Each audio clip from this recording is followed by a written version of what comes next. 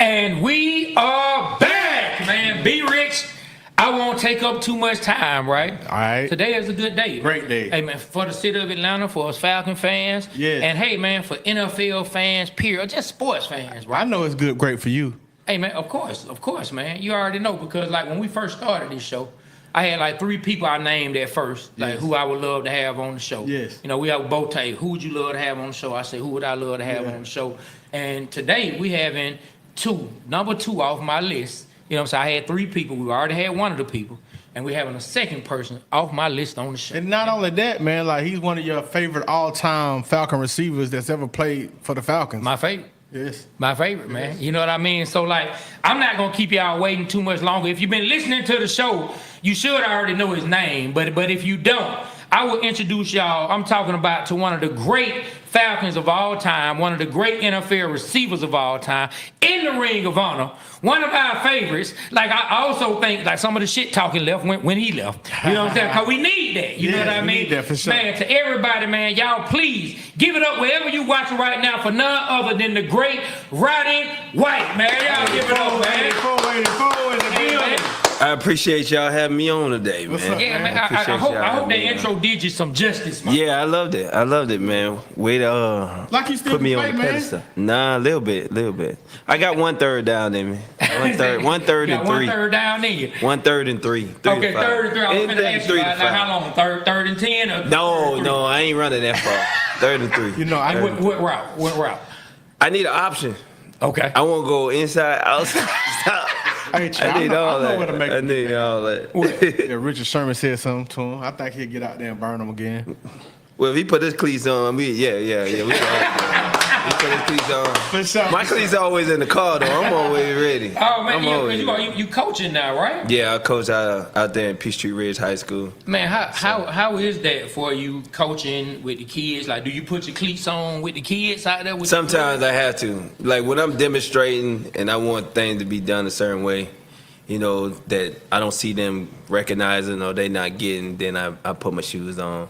And then I go out there and demonstrate what I want. And then they get it. So it's good. I mean, sometimes it's good, sometimes it's bad, but, you know, it's kids. You know, Yeah. I enjoy being around them. I really kind of started that with the Boys and Girls Club of Atlanta, just going around and hanging out with them. And then I wanted to coach a little bit, but I didn't know, you know, what I really wanted to do. So one of my friends was like, hey, man, you should coach high school. So I signed up to be a volunteer coach. And then I ended up falling in love with it. And then 7 years later, I'm still out there, you know, working with the kids. So, and I mean, it's fun, man. And then to get my competitive edge, and it's not like Friday Night Lights, you know, because it's so passionate. The high school kids, they want to, like, they trying to get to the next level. And they taking this with so much passion. And they just love the game. You know, there ain't no politics in it. And they just going out there to play football. So.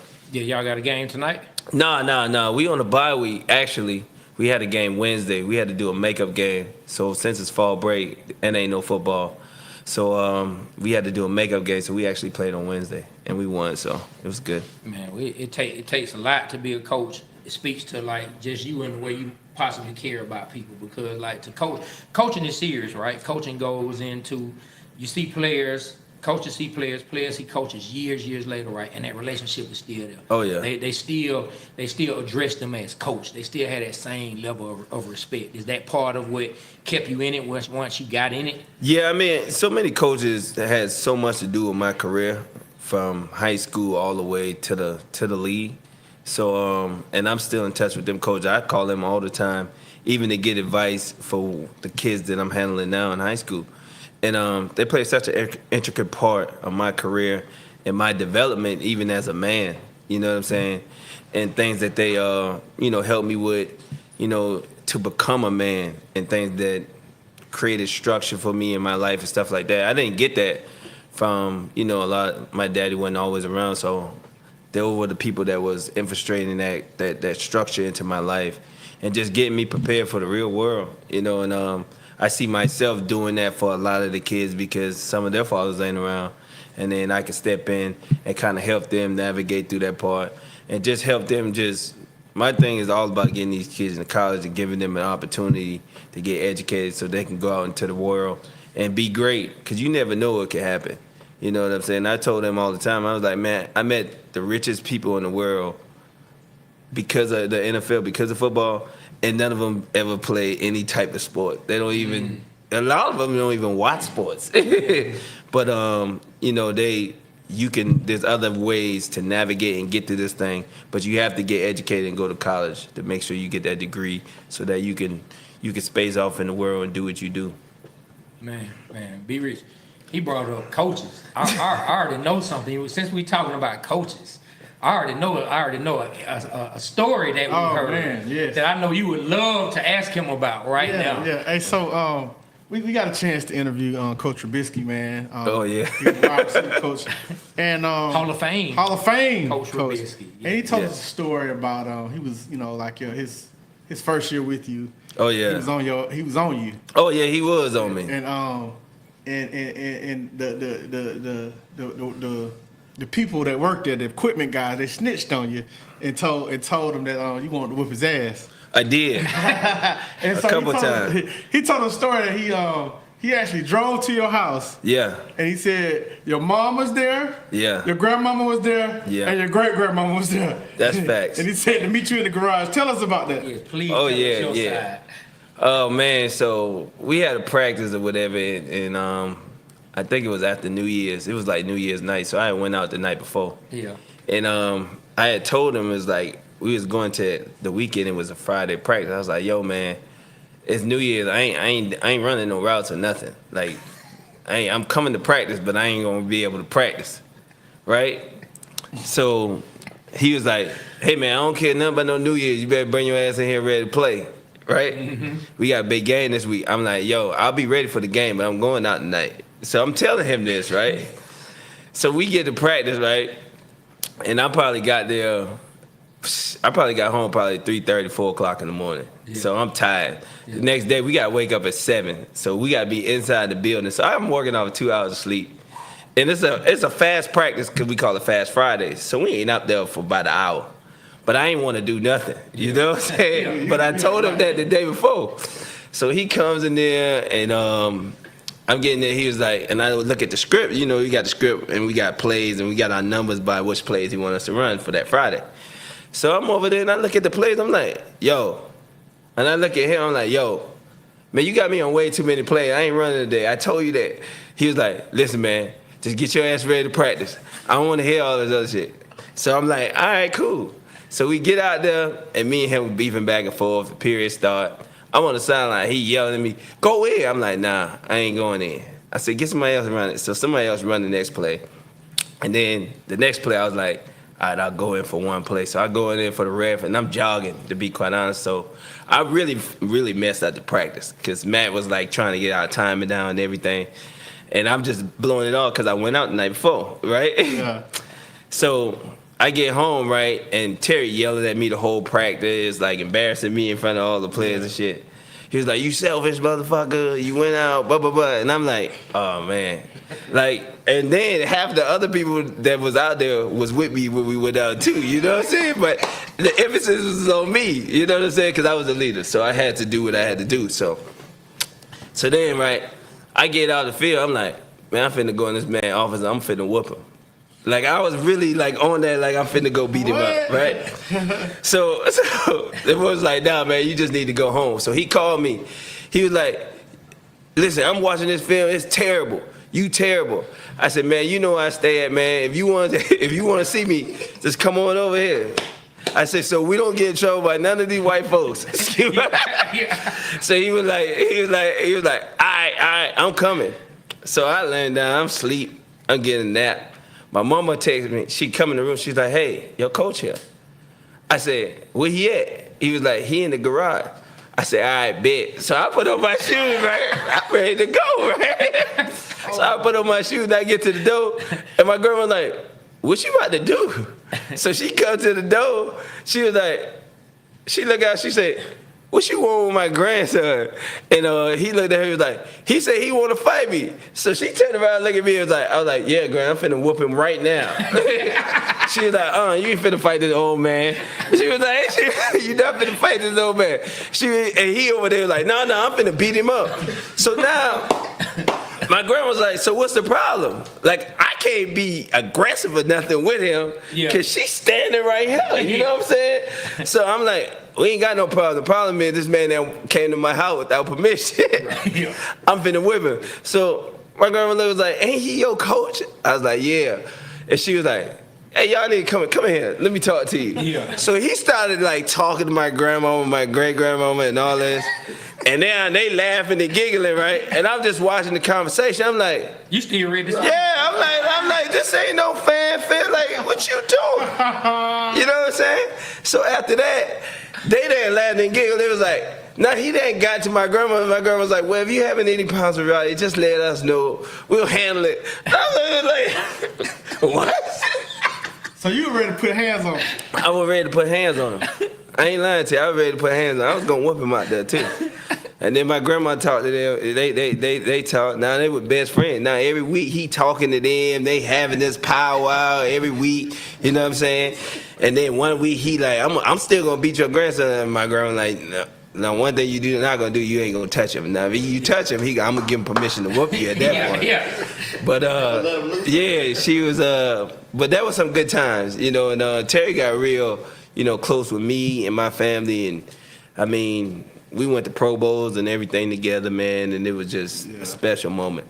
Well, I believe, you know, I don't want to take the interview and do somewhere else, but from your wrestling background, I think you would have got coached, man. Oh no, that would have been easy work. Man, you were gonna do Coach Robisky like I wasn't gonna do him wrong, but I was just gonna show him like yeah. It'd be funny to watch a coach and Roddy got him in the figure four. Yeah, I wasn't gonna do him wrong. I wasn't gonna do him wrong. I told you my office hours 9 to 5. Exactly. Hey man, look. Like I said, the relationship between a coach and a player is special. And it's dope that even in that crazy moment, y'all were able to build something special because he talked glowingly about you. Yeah. That's he my talked guy, about man. you like a father would talk about a son. Like I talk about my boys, I talk about my nephews. Like he spoke very highly. And the fact that he's been in so much part of history, like with Bo Jackson and all of that, like the conversation when he talked about you, he was just as animated as talking about them. So that shows the love that he has for you, man. Well, I think like when you coaching people, you go through tensions. Like when he was young, he had a lot of those players, but he also had a lot of responsibility, you know, being with the Raiders and how they conducted business and how Al Davis was. Is like they only had to show, half of them boys wouldn't even go into practice. You know what I'm saying? So he was in that area where he had to go get people out of people's house and do it and get them to practice, you know what I'm saying, and pick them up from parties and get them to the game and stuff like that. Yeah. Like, that was part of the job. Wow. You know what I'm saying? Crazy, man. Like, he was making sure some of the best players in the world was at the stadium for the game. Wow. You know, because they was out doing whatever the night before, but you know, that was football back then in the 80s and 70s and stuff like that. So he had a bunch of responsibility at such a young age and getting these guys ready to play just to get them to the games. Yeah. You know what I'm saying? So as he gradually gets older, you know, you get a great appreciation for the game and the players that you coach. And there's so much resemblance between us and them, you know what I'm saying, coming from where we come from, coming from where they come from, everybody just trying to make it, you know what I'm saying? That you get to see the stories and see how our kids are brought up. You know what I'm saying? You know, seeing me taking care of 3 generations of people and just having my family around me at all times, you get a great appreciation for that because you get an understanding of the kid. You know what I'm saying? And how he is and what's his, you know, principles and things he stands on. So it was stuff like that he got to see in me. He was like, oh, like, you really a good dude and you special. And that's how our relationship just continued to grow and grow. So.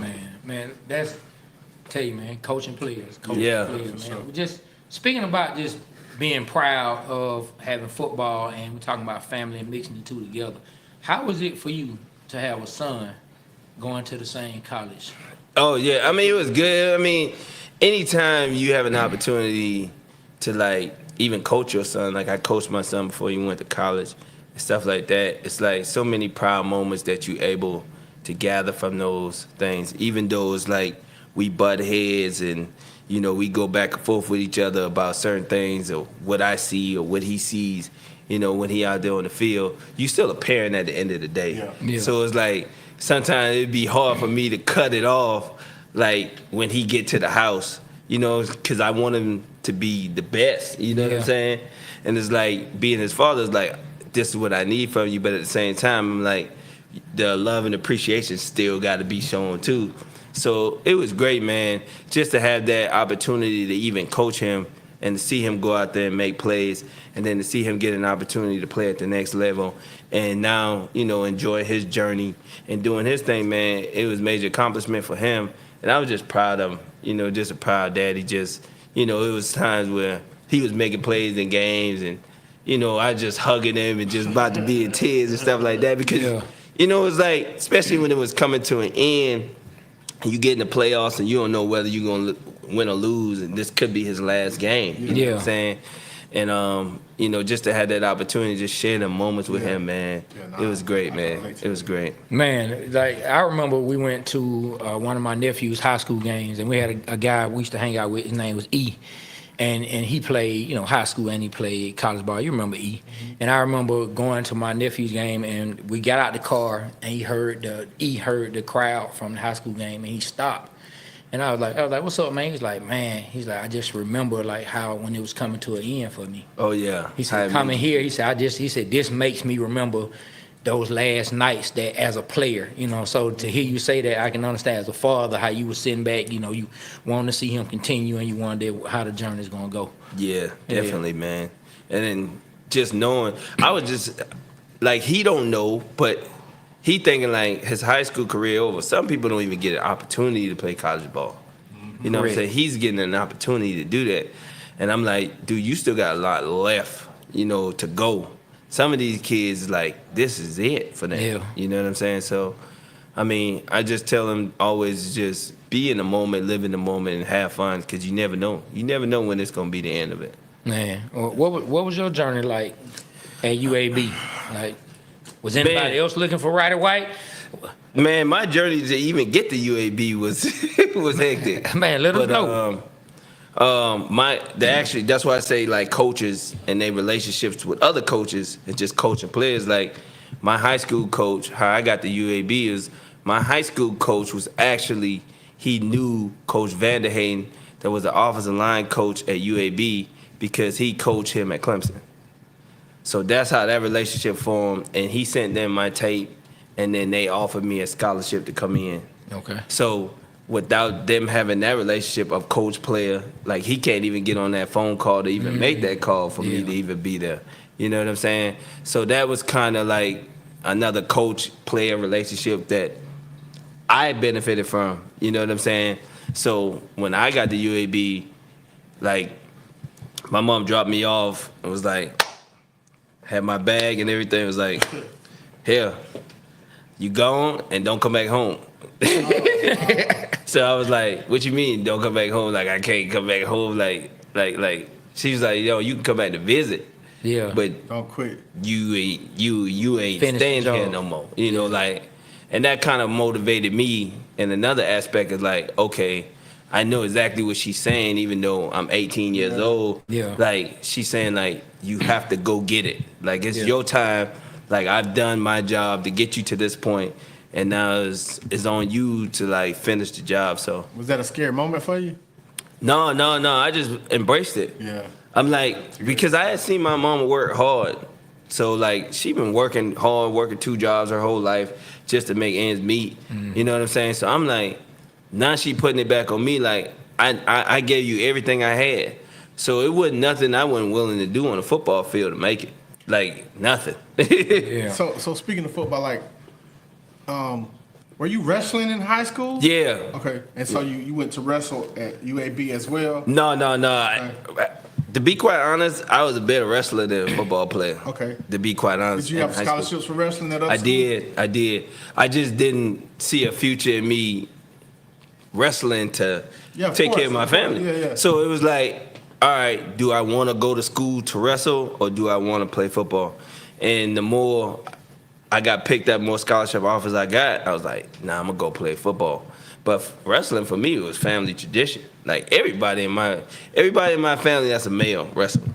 All of them has won a state title in high school. Oh wow! Man. Every last one of them. South Carolina. Yeah. Okay. So it's like if you went to our cookout in like the '90s, it's like a mat out there. I ain't lying to you. So I believe it. It's y'all a mat eat out chicken wing, there, putting each other in the chicken wing. and literally, it's like Royal Rumble, like winner. And my uncle, who won state 3 times and went in the military, and he was like the dude. Yeah. And he was whooping everybody. Yeah. You know what I'm saying? But he had that type of background, and he wrestled in the military and stuff like that. So he was legit. And then my cousins and others, everybody won state titles. You had to win at least one. Wow. You know, a lot of them, I won 2. A couple of my cousins won 2. He was the only person that won actually 3. Yeah. And should have won 4. But you know, it just was family tradition. So it's like King of the Mountain, like everybody just wrestling, and whoever win, that's who the guy. So if somebody show up uninvited to the cookout, they done fucked up. Nah, if you get on that mat. Oh, you get on that mat, it's over. Yeah. Don't go out there talking about I'm experiment with these people because it's gonna be bad for you. So look, let me ask you this. Bad for you. Let me ask you this. For the females of the family, what was it like for the guys who wanted to try to date them? That had to be scary. Yeah, I mean, yeah.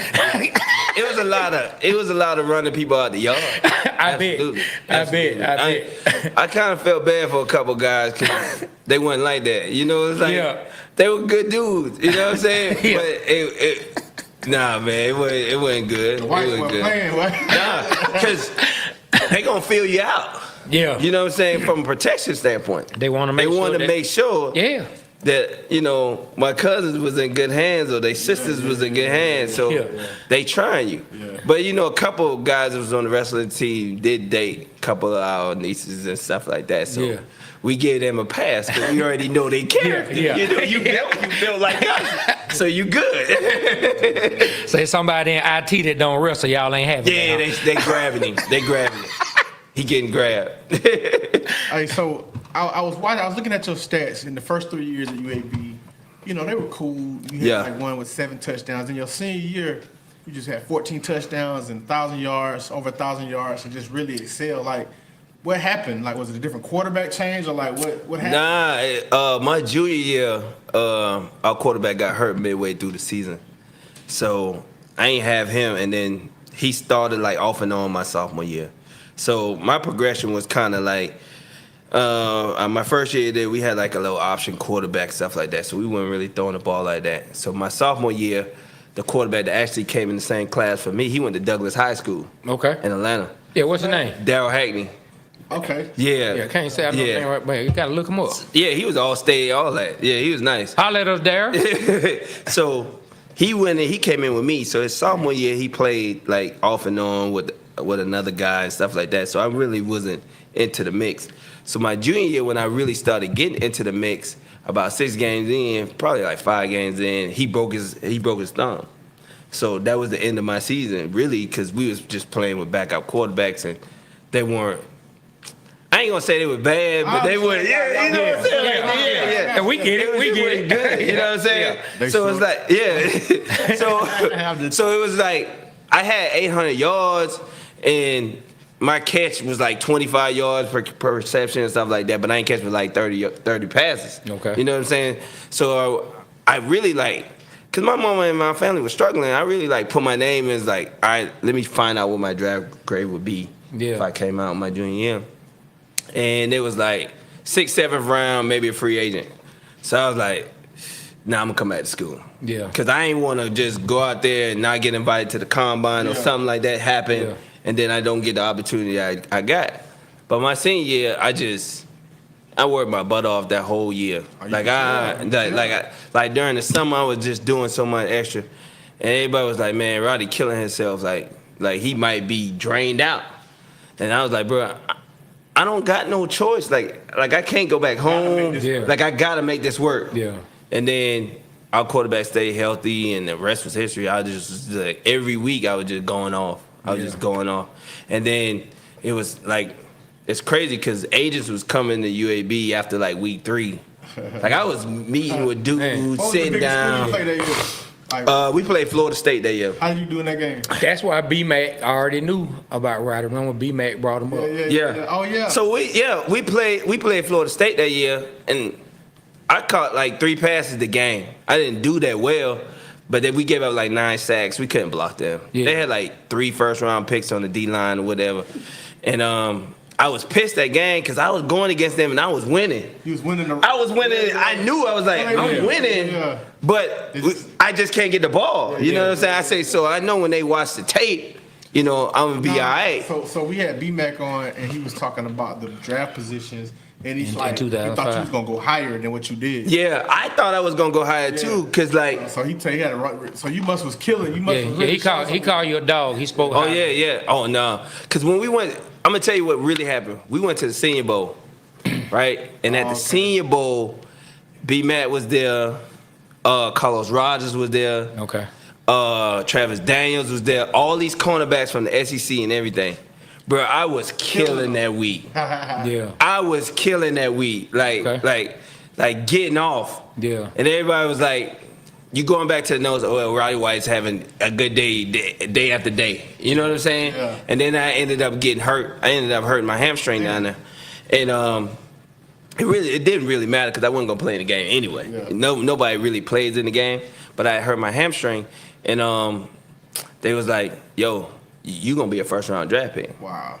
At that point, you know what I mean? I went to the combine or whatever, did my pro day or whatever, and it was kind of like a 3 or 4 man like race. Like they didn't know it was me, Braylon Edwards, Mike Williams that went to USC. Everybody thought Mike And Williams then- was gonna be that guy. Yeah, Troy Williamson from South Carolina. But he came in kind of like on the back end, and they was like he didn't have a quarterback either. That's why his statistics wasn't crazy. So, on draft day, I was like, man, I don't care as long as I get picked in the first round. I'm looking at the numbers. I'm looking at the draft spots. You looking at what people getting paid. Yeah. I'm like, yo. Yeah, as long as I can be. We gonna be straight. Yeah. I'm like, me, my family, we gonna be straight. You know what I'm saying? But the crazy part about it is that I knew that where I was gonna get drafted. I knew I was gonna get drafted. So that's what I want to say. So I like hearing stories, before the draft of the teams that came. What were the teams that said they were going to draft you? You said you knew about the Falcons. Were there any other teams that said we're gonna get you, and they didn't? No, matter of fact, you go on visits. Like I went down to Miami, and they had the 5th pick, and I was in the room, and they was like, "We want to draft you. We like you, but we don't think that you a top 5 pick." Ooh, they said that. Yeah. How made you feel? No, I was like, what? And they was like, we don't think you like a top 5 pick. Like that's like a Hall of Fame caliber player to come in day one, start, be Yeah. productive. And I was like, shit, I think I'm that. I don't know what y'all looking at, but Yeah, I think I'm that. You know what I'm saying? And they was like, yeah, but we don't got you rated like that high. Yeah, on the board. He was like, but if we trade back in the teens, if we get rid of our pick, then we see you in that area. So I was like, okay. And I was like, but me, I was there, Ronnie Brown was there, like a lot of the people, Cedric Benson was there. Good players. So it was all good players that got drafted, in the first round that was there. That was a good so draft. yeah, so that was the guys that I was competing against. You know what I'm saying? So I'm like, all right, cool. So I wrote that down. I came to Atlanta, I sat down with them, and they was like, we love you. We want you. like really, we gonna draft you. So that was that, and they would come back like every week to UAB. That was They come see me. Coach So Stu you had a good would fit. come down there. Yeah, they would come down there like, hey, what you doing? I'm like, nothing. They're like, all right, we coming down there. I'm like, Who's that? That was Jim Moore? yeah, Jim Moore. Okay.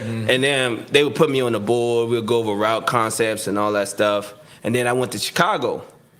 And me, Cedric Benson was there again. Braylon Edwards was there, and we was going through the notes. And they told me the same thing Miami was talking about. They was like, we don't think we should draft you in the top 10. We don't think that you that type of player, but we know you're going to get drafted in the first round. So I'm just calibrating all this in my mind like, all right, they don't believe in me. They don't believe in me. And then Dallas, I thought I was going to be a Cowboy. And they was calling my agent. They was calling everybody like, Yeah. hey, man, we like Roddy. Like, talking to me like. And I was like, that'd be great if I go to Dallas. I was like, yo, that'd be the spot. But I always knew in my mind, He's coming to Atlanta. like Atlanta, like out of everybody, they wanted me. Like they was flat out like, we want you. You know what I'm saying? So that was my experience. And then when we got to draft day, like draft day is funny because I got calls from Dallas, and they ended up picking the D line, and they ended up picking Marcus Spears, and then I got mad at Baltimore because they picked Mark Clayton before they picked me. And Ozzy, I was like, because I sat down. For us. Yeah, lucky for us Falcons fans. Was that the year we was at the 20 Grand East? Yes. Okay, I remember that. Because I sat down with Ozzy, and we was in a meeting with all the Baltimore staff, and they was like, "What do you think about it?" Like, they was talking about cornerbacks. It was like, "What you think about McFadden?" And I was like, "He all right." It was like, so if you play the game, I was like, oh, no doubt. I said, if he had to play me one-on-one for a whole game, it's over with. Like, and it was like, so what do you think about Carlos Roddy? I was like, he's a good player. It was like, so if you play the game, yeah, it's over with too. Like, you're going through the league. It don't matter. Line them up, it don't matter who it is. Yeah. Like, not in this draft. You know what I'm saying? Like, and he was like, and I was just like, why you feel so confident? And I'm like, cause I had practiced against them for that week or whatever. And I'm like, if I really like get into a game with them, and it's like one-on-one, y'all saying like one-on-one, me mano-a-mano, like I'm picking me every time. Yeah. You know what I'm saying? Why wouldn't you? So, you know, that was my thing. He was like, you just so confident in your ability. And I was like, yeah. But then when I got to Atlanta, it was like, when I got drafted, they called me and it was like, all right, we about to draft you, just hold on. And then they hung up the phone, and I was like, what? He was like, not them too. What? Not them so too. So they hung up the phone, and then Jim called me back. He was like, yeah, we had to get Arthur on the phone. So Arthur got on the phone. He was like, hey, man, congratulations. We about to pick you. And then I was like, all right. And they was like, hey, just be ready. We're going to come pick you up tomorrow. And I was like, all right, cool. So boom, I hung up the phone. Where were you? I was in Charleston, South Carolina. I was at my mom. Okay. We had like a barbecue. Okay. Yeah. Like the whole family was out there. Some wrestling going on too? No, not that big. I told everybody, no. This was a real barbecue. You know, we had the trash cans out there with the bed and everything. Okay. Yeah. At the next barbecue, you gotta invite us, man. I got you. Yeah. I'm not wrestling though. Nah, we can't put you. Yeah, I'm way too fat. I get hurt. I'm way too fat. Now, I did want to ask you, brought up that draft day. You get drafted. You accomplish your dream. 18-year-old Roddy that got dropped off and knew he had to make this happen for himself and for his family, accomplish his dream.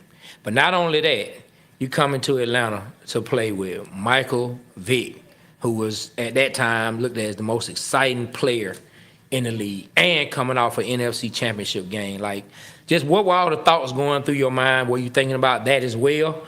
Yeah, I knew I was going to a good team. Yeah. Like, you know what I'm saying? I was like, I'm going to a good team. I'm going to play with Mike. Mike ended up calling me too, saying after the same day after I got drafted, he was like, hey, yo, Rod, what's happening? And I was like, what's happening? He was like, man, hey, I'm happy we got you, man. You're going to be special. So I'm like, all right, cool. Like, you know, I'm talking to Mike on the phone, boom, boom, boom. I get to the facility, boom, I meet everybody, right? I see Mike, and it's like, Mike got like 2 lockers.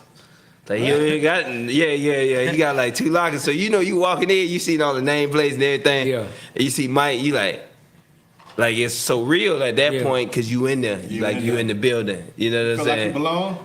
Yeah, I felt like I belong, you know what I'm saying? But you don't really know until you actually get out there on the field with these dudes and you actually like start interacting with them. So it was kind of like you get there and then we have our first mini camp and we start working out and you see they had like a board. This is how crazy it is. They had like a board with numbers by position of like weight room stuff.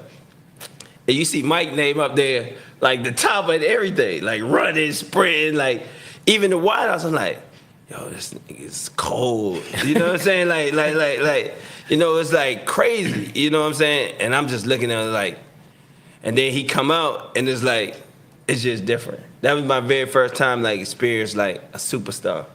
Like no matter where he went, what we did, like even when he would invite me places, it was like crazy. Man, it was like when we were talking to Dukes, Carl Dukes, he was saying when he saw Michael Jordan, he said him and I said he even had the Jordans on. Did you say that when he had the big song and all that? Like, yeah, it was crazy. It was like Man, you know, like people tell hotel stories about like people being in the lobbies and stuff. Yeah. It was like that.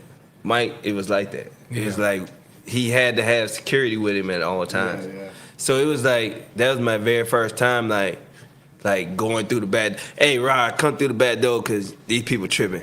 And I'm walking. I'm like, man, there's 1,000 people out here. Like, what's going on? Like, how they know you even here? Yeah. You know what I'm saying? So that was my very first experience of like being with a superstar, like understanding like how popular he was and stuff like that. It was crazy. So that was the day you met Ron Mexico. Yeah. I ain't never met Ron Mexico. I don't even know who that is.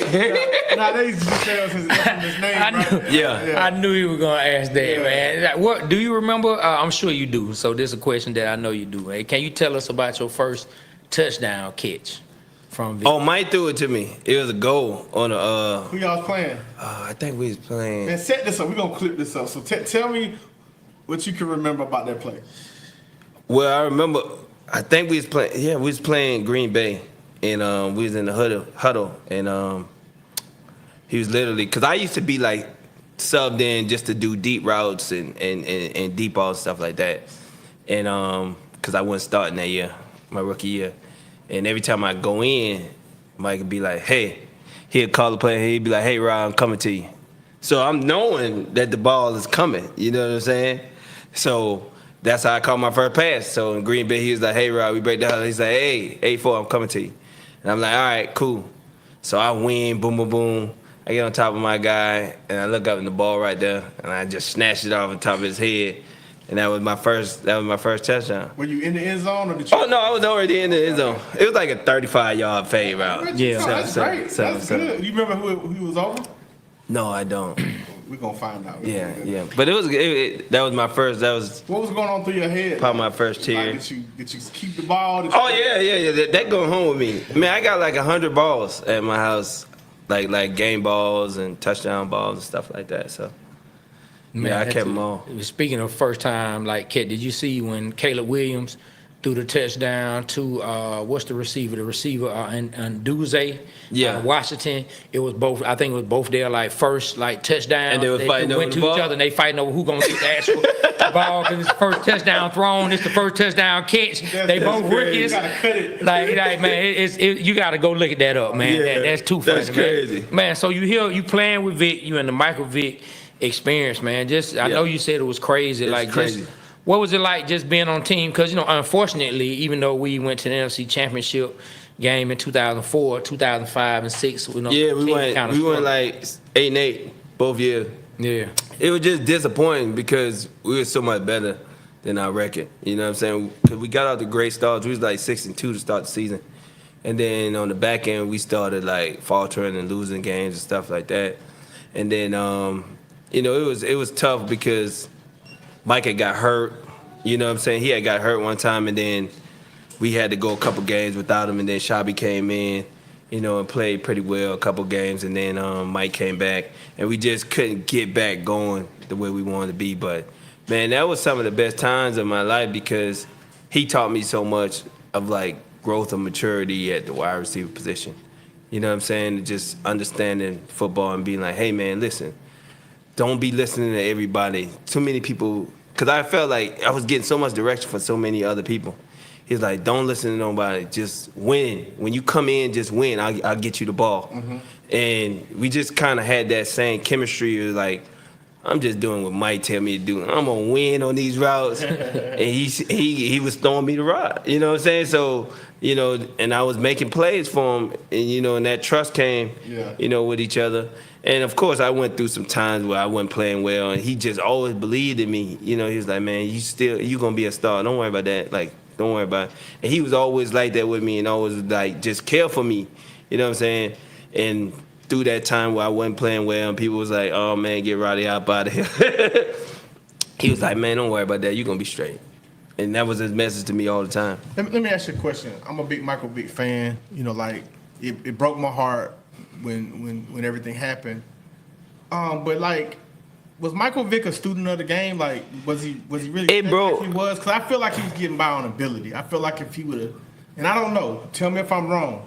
No, I felt like, to be quite honest with you, that year that we had Petrino, we was finna kill it.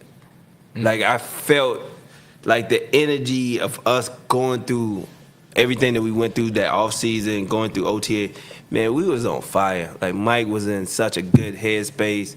He was it was totally different. You know what I'm saying? Totally different offense. We was doing things a lot better that's equated for him to do and things like that. You think y'all would have been like a prolific offense? Oh, we was going to be off that year, off and running, yo. And that's why I was so disappointed because you had a great year that year. Exactly. You had like I had 3 catches. Yeah, and I had like 1,200. Right? Yeah, 1,200 yards. With who knows who's gonna be quarterback that week? You know, we was going week to week. Yeah. Let me tell you, one of his favorite quarterbacks, Joey Harrington. One of his all-time. The best. I ain't gonna lie. The best ball thrower I ever been around though. Joey Harrington. Oh yeah. Oh wow. I called him, man. So I'm like, I'm optimistic every year for the Falcons, man. Yeah. So I'm like, hey Trey. Man, Joey Harrington was a Heisman Trophy winner, man. Like number 3 overall pick. Man, he could be a good sighting, good environment, man, to come in. First game, man, is Detroit threw that pick. Man, I was cussing all up and down. He gave up on the man. He never went back to Joey Harrington out there. He gave up on the man. Put Byron in. That's what you had. Byron. We got Byron later on in the season, though. We ain't even. Yeah. And so. Who was getting? How you was eating up them balls, man? Who was throwing them to you? You know, quite honestly, we started off with Joey, and at that time, I'm not gonna lie, Joey was like, he was so shell shocked from Detroit. It wasn't even his fault. You know what I'm saying? He had got hit so much that he was thinking he was about to get hit. Like one time we was playing St. Louis, and Joe was about to get hit. He was just falling, and Coach Petrino was like, I can't do this no more, and he like benched Joey in the middle of the game. I'm like, what? I was like, who we gonna put in?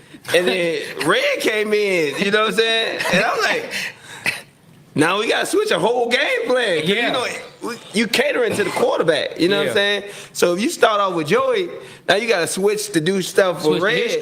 And then when we got Byron, we had to switch the game plan to do what Byron do. Different. So it's like every week it could be different. You know what I'm saying? Yeah. So that's what I thought about Joey. I was like, what happened? Like, I come to the sideline and I just seen, Bobby just yelling. I'm like, what's going on? He's like, he benched Joey. Now Joey yelling back at him. Yeah. I'm like, they going back and forth. And I was like, what happened? They was like, go look at the thing. So I'm looking at the iPad. I'm like, oh shit, ain't nobody touched it. It fell. Yeah. You know what I'm saying? Because he thought he was going to get hit. And then he was like, that's why he benched him. I was like, shit. I can't say nothing about it. You know what I'm saying? So, boom, we put Red in. Then we got Byron like midway through the season. So, we got Byron. He was going through the script and practicing, a couple weeks before we could actually put him in the game. And then he had one good game. And then the next week we played the Saints, and they hurt him. Wow. So, it was like, we getting off, and then, boom, I was like, wow. Oh, my God. I said, man, this ain't my year. Yeah. I was just thinking, like, this ain't my year. And if Mike would have been there, oh man, we would have went off that year. We would have went off. I'm glad to hear this. I never. Oh man. So you say y'all was clicking and everything? Oh, we was killing. We were killing. Like, you could just tell like the energy was different. The way we can call plays at the line, and Mike could check the certain things that he like or what he see. Like Bobby. Oh man. And that's the reason why Bobby left. To be quite honest with you, because he was like, I came here for Mike Vick. I ain't come here for.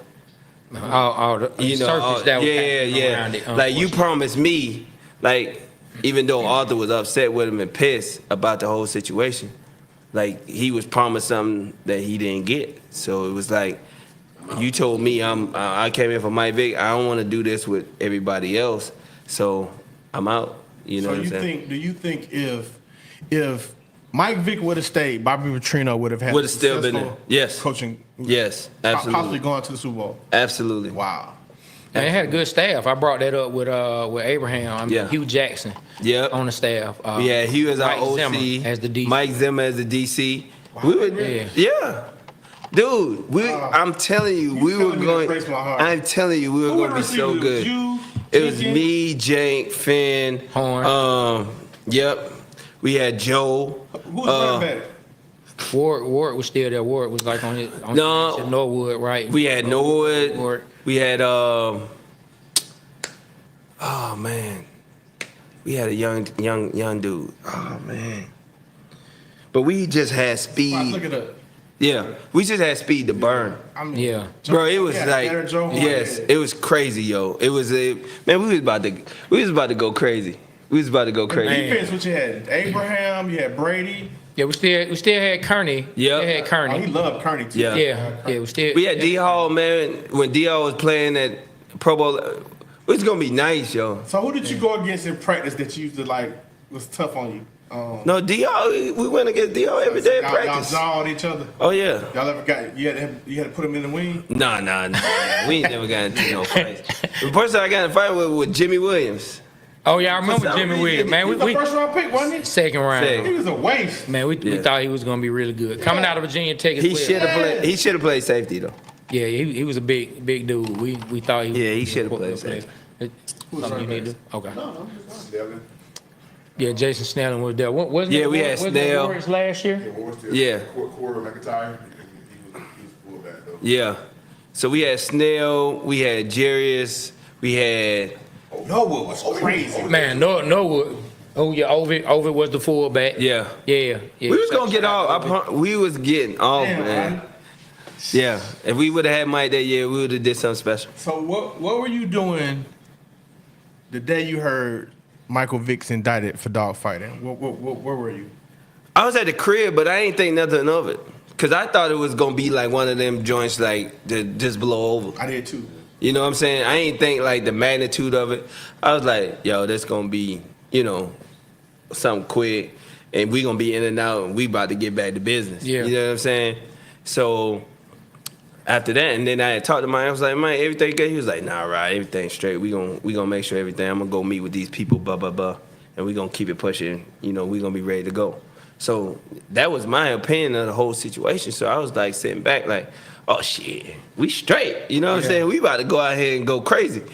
And then all of a sudden it was like more petitions. People started showing up at the facility, and it just got crazy noise from outside. You know what I'm saying? Did it. So it's like it went from like every time we coming into the building is people standing outside the gate protesting and stuff like that. I'm like, yo, they can't be serious. Like that's when I started thinking like, oh, this might not be good for us because they not stopping. Yeah. Like they there every day. You know what I'm saying?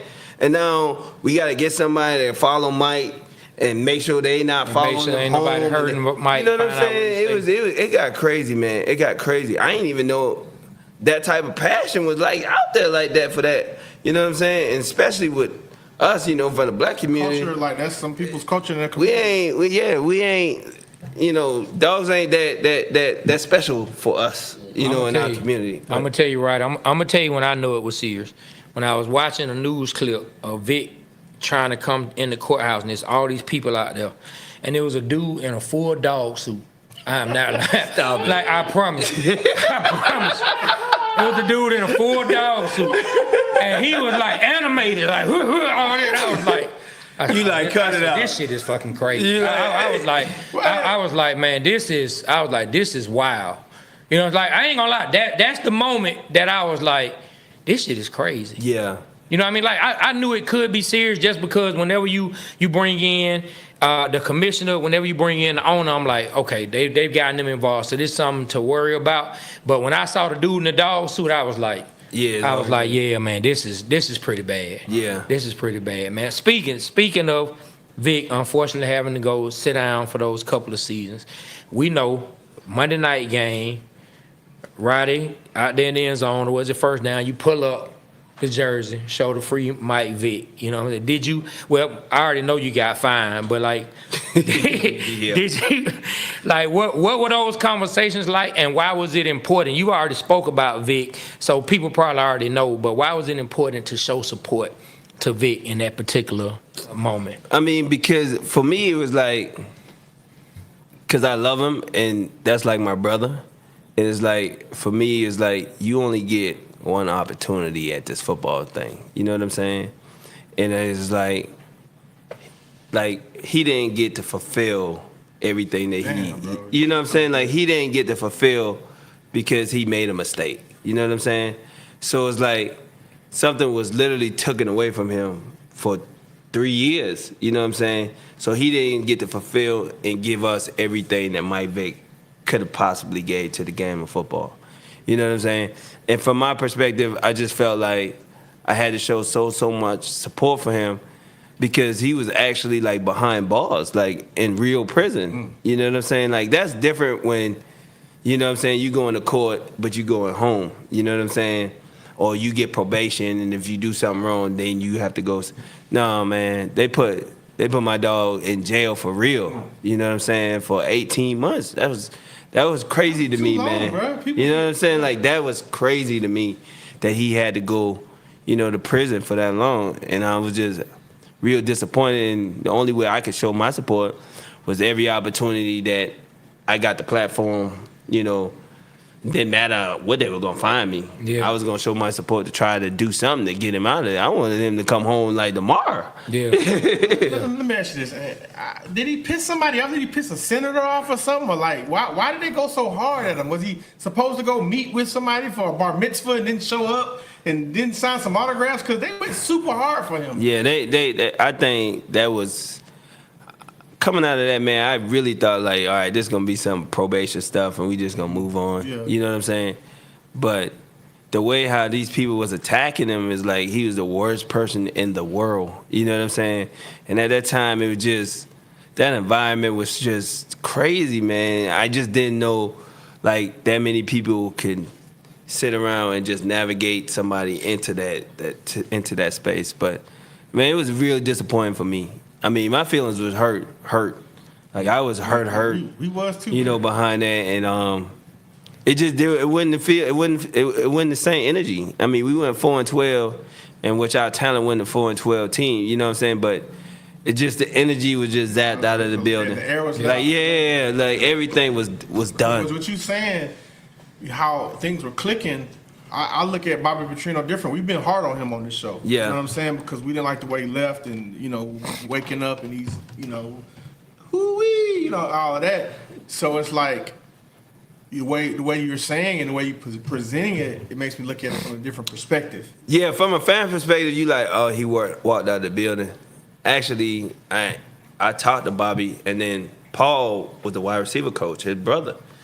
And Paul called me. It's like, yo, Bobby leaving, but I don't want to leave. And I'm like, all right, well, fuck it, let's rock it out. Yeah. You know what I'm saying? Yeah. And he was like, I don't know, I'm going to have to call you back because they want to meet with me. They want me to leave. And I was like, man, like, you guilty by association. Yeah. And the crazy part about it is, like, after that, like, their relationship went two different ways. Yeah. Like, Bobby and Paul went two different ways Wow. because of that incident. Is because Did he end up staying? Was he able to stay, or they went ahead and got rid of Paul? no, they got rid of Paul. Wow. So, like, he couldn't, like, that's why he separated himself from Bobby and then started doing his own coaching career and started doing his own thing because at that point he was like, I didn't want to leave you. I wanted to go through the rest of the season and be with y'all, but it was like, your brother leave, you gotta leave too, which I ain't got nothing to do with him. Paul was like, man, I ain't got nothing to do. His decision. You know what I'm saying? Because that's his brother. That's his brother. Yeah. They was like, y'all both gotta go. So it was like, I felt bad for him, and I'm still in contact with Paul to this day. And like, they don't even coach, do nothing like that ever again. Like they separated, and that was it. I've heard you speak on him before. Was he an integral part of you having that breakout? Yeah, he rejuvenated me. Like he rejuvenated me. That's what I'm saying. Like we were so hot during that summer. It's like even when they got there, you know, I sat down with Bobby and Paul, and Bobby and Paul was like, "Yo, we used to watch you and use at UAB because Louisville was in our conference." And he was like, "Bro, we know you could play." He was like, "We know you gonna be the one." He was like, "You gonna be the one. We getting you the ball." And I was like, Yeah. I was like, yeah. Let's go. Like after the Let's meeting, go. I was like, Let's go. Like, we calling plays for you to get you the ball. And I was like, oh, this gonna be good. Yeah. So Yeah. it wasn't like that. Not to say like Jim Moore, because Jim Moore loved me and believed with me, took walks with me. We would talk all the time. It was like me and Coach Knapp didn't get along. You know what I'm saying? And it was like, what I seen in myself, he ain't seeing me, because it was like I was young, and there was a bunch of older guys in the room, except for Jank. You know, it was a bunch of older guys in the room, and they just conduct themselves a lot differently. They were all married. They all had families. They all had kids. You know what I'm saying? And I was just a young dude, just hopping in. Yeah. Good time. Yeah. But I'm in that thing full of energy, like let's go, like let's get it, or whatever the case may be. And that was kind of like different. But when Paul and them got, it was like, hey, you gonna be the man, we gonna feed you the rock, and this game on. I was like, shit, it's on and popping now. Yeah. And it was like that through that whole off season. Mm-hmm. And that's why I thought we was gonna be so good. I was like, we gonna surprise a lot of people. We gonna get back to us winning 11, 12 games.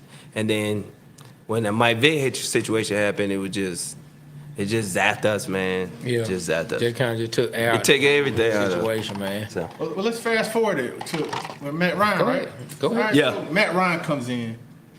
What was that like? What I heard a funny story. We went to the Matt Ryan thing at the Roxy. Oh, okay. Where Harry interviewed him. Yeah. I heard a funny story about one of the first time we went in the huddle. Everybody was joking, and he said like Michael Turner farted in the huddle, and everybody was laughing. And then this is the center McClure telling us a story. Yeah. It's like Matt Ryan said, "Shut the fuck up," and I just came. Was he like that? Was Matt like really like a vocal leader like that? You know, taking over the huddle like that, or was that just like made up? Yeah, he was. I mean, he had to be. You know what I'm saying? Yeah. So it's like when you come into a space, his rookie year was more of us just helping him along. Yeah. You know what I'm saying?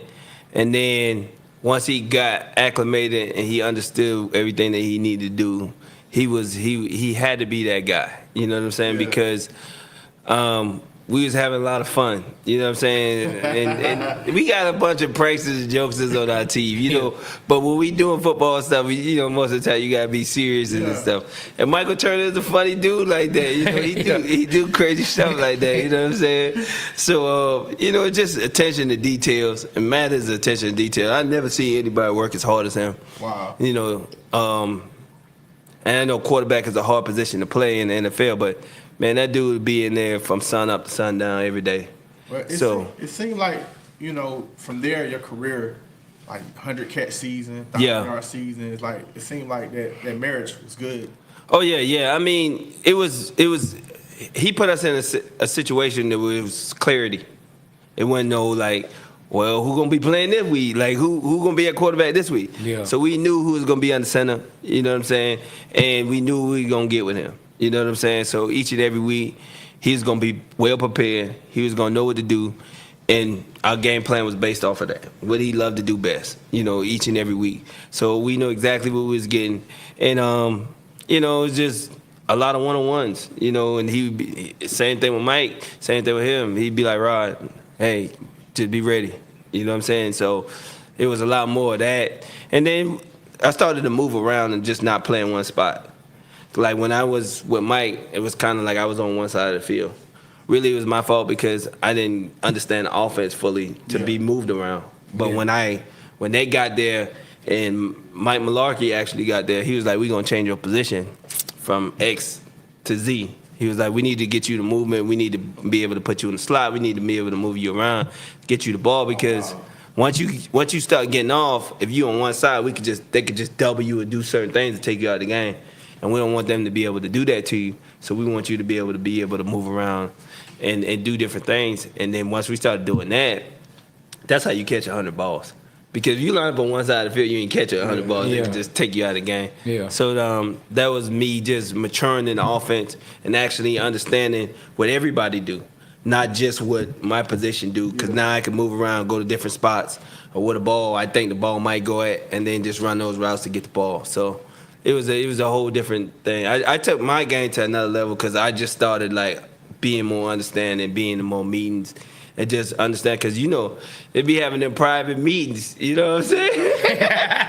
If you ain't in the private meetings, you ain't getting the ball. You know what I'm saying? So you gotta be in them meetings that where the guys just they talking and stuff like that. And then I would show up on days where we weren't supposed to be there. Yeah. I'm in the game plan room trying to figure out what the game plan is and stuff like that. You have matured on them. Yeah, I had already matured because success got addicted to me. Like once I started getting success and having fun, I made a Pro Bowl. I'm like, oh yeah, I like this. You know what I'm saying? You start getting this, and everybody know who you is and stuff like that. I'm like, all right, I keep diving in, kept diving in, kept wanting more, and just became a better player. Man, now that we in the era of your career and of the Falcons, what we talking about since Matt, that we may jump around a little bit through the years. I want to ask you, 2010, we run into a sledgehammer in the playoffs against Green Bay. Yeah, they was hot. Yeah, I was gonna ask from your perspective what happened that particular game. I thought we were gonna win that game. I felt earlier in the year, right? Yeah, we had beat them earlier in the year, and they had just got hot. But you know what I got mad about, though? We weren't really supposed to play them because they weren't supposed to make the playoffs. But the Bears let them in the playoffs because they didn't try to win in the last game. Green Bay wasn't even supposed to make it in the playoffs. So basically, they had to win to get in scenario with Chicago.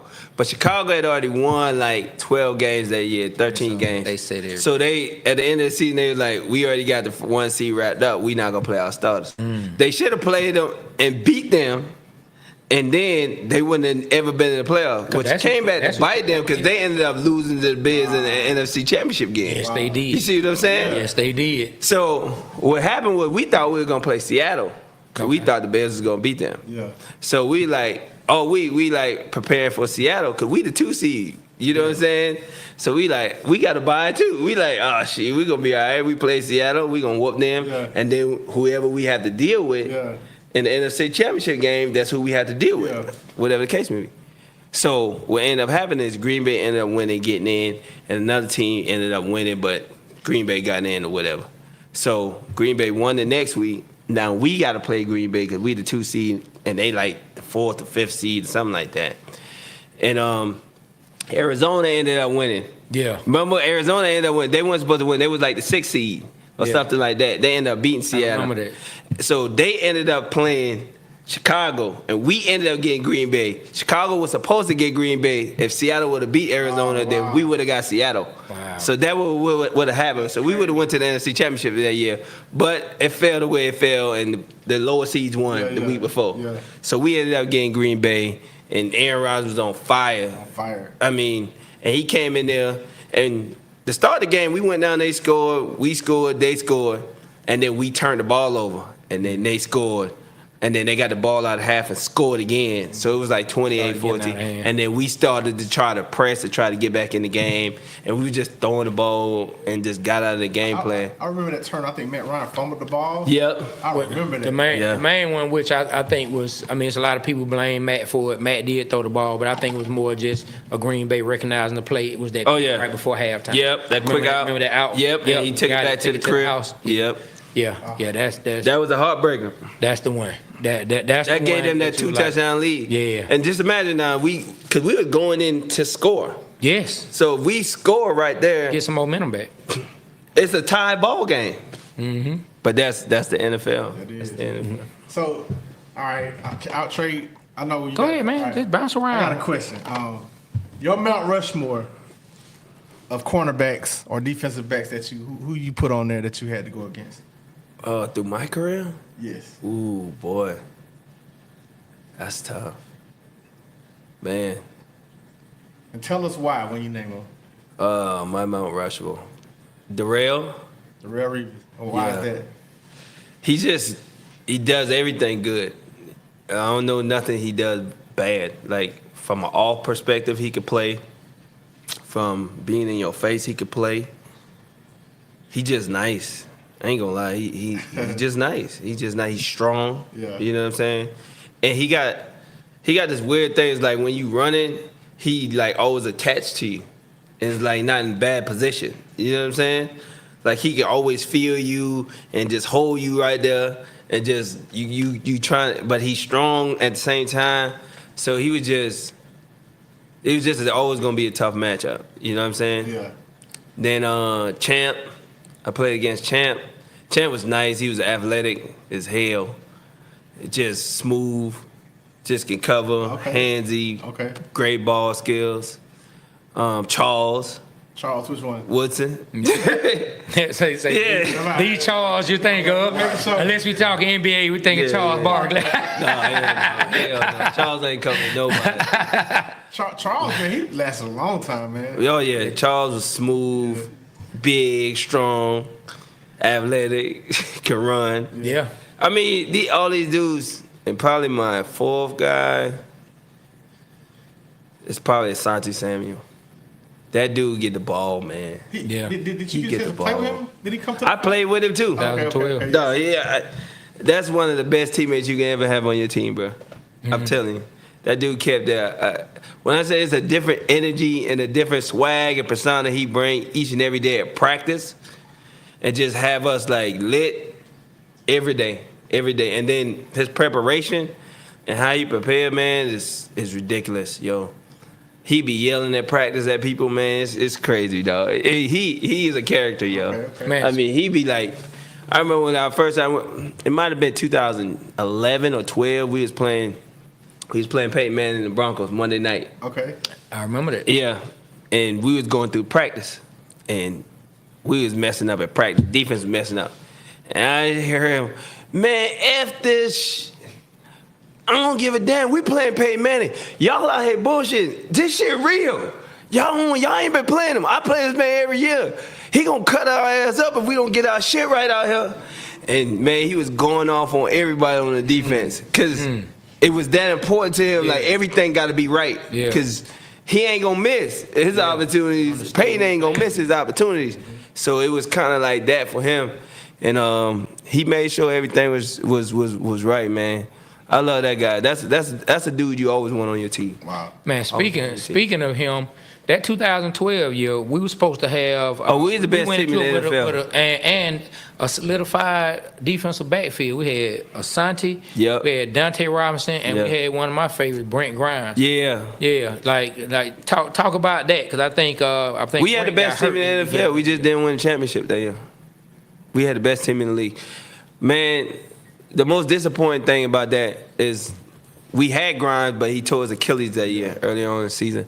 And that really put us in a compromise. I wish he would have been there because we could have played Dante at the nickel and did what we wanted to do, what we had planned to do on defense, which is cover everybody. Yeah. Like at that point, we could match up with anybody from a wide receiver standpoint, throughout the league.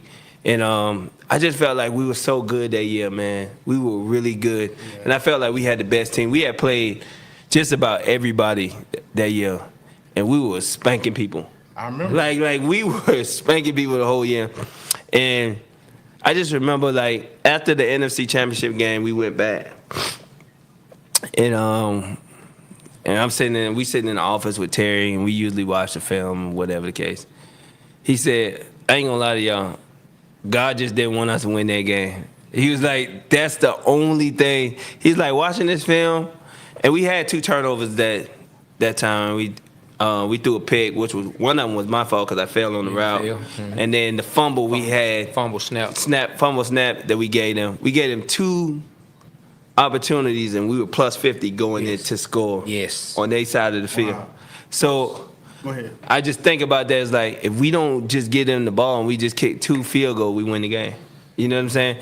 But it was just like, I was like, and I went back, I watched that film for days and days and days, and I was like, we gave an opportunity away to win the Super Bowl because we had played Baltimore too. We had whooped them too. So we were, man, we was ready that year. We was ready. I felt like we had the best team in the NFL that year. Do you feel like when Mike Smith decided to play the starters against Tampa Bay the last game of the year, do you think that hurt the team? But when John Abraham went down and got hurt, or when he played the starters, like, do you think that kind of affected anything? Yeah, John's special. You know that, man. Yeah. He is who he is. I mean, if we had him, I think the outcome would have been different too against San Francisco. But I mean, I don't think it as that. You know what I'm saying? Sometimes I know what he was doing because when we played Green Bay, we had the off week. We didn't play our starters the week before that same game, and we came out and we got buzzsaw. Okay. Yeah. So him in his mind, I'm not gonna knowing that was like, I'm not gonna put them in that situation again. Yeah. You know what I'm saying? So I want them to still go through the routine, get in half of the snaps for the first 2 quarters, so that they mind know we still in football mode. Yeah. Because if you don't, that's 2 weeks of not playing no football. That makes sense. You know what I'm saying? So he didn't want us to come out like we did against Green Bay and go through that. So that's what his intention was. All right, I got 2 more questions, Trey. All right, walk us through the play in the NFC Championship when everybody in Atlanta felt like he was interfered. Oh, yeah, we had like a little stick route. We were just trying to get the first down. It was like 3rd and 4th and like 5 or 6. So I just got to go up, turn in, or turn out. So I'm reading it. So I come off the ball, and I see the guy like coming from the outside trying to clamp it. So they play like a 3 buzz. I don't know if people even know what that is. That means like the safety is buzzing in where the linebacker should be, right? Okay. So he's buzzing in, and I see him. So I'm not going to go at him. I'm going to hook this way. So as soon as I hook this way, I look, and I see Matt ain't throw the ball, right? And then I see the defender coming, so I wrapped around him, and then Matt threw it. Boom, as soon as Matt threw it, as soon as I go to catch it, I kind of feel him like knocking me already. But I'm just trying to get the ball. Boom, and he hit me. And then people was like, oh, you got interfered with. And I was like, I'm not noticing it because it's the play. You know what I'm saying? Yeah. You just trying to get through the play. I'm just mad that I didn't catch the ball. Yeah. And then it was like, no, he interfered with you. And then we went back and watched the tape. And coach was like, it is pass interference, but it's so hard to make that call at the end of the game. You know what I'm saying? It got to be so blatant. Man. Yeah. You know what I'm saying? To get that. If it would have been a Patriots or a Chiefs uniform, you'd have been. They getting every call. Look, the NFL got to almost stop. We at the point now like, now y'all going too far. And it's coming from somebody who really loves Goat Mahomes, but it is what it is. Oh man, boy, they getting that nice slice of the pie right now. They are, man. They got it the other night. You know they're not gonna mess up that face now. They're not gonna mess it up. That face, hey, Pat Mahomes, he button up, he nice. You know what I'm saying? Family man. They got Taylor Swift at the game. We can't mess up this money now. Hey, I ain't think about that. You can't mess up this money now. Right. So the next question I want to ask you, man, it's a game before. I don't know if it was before the championship game, whatever.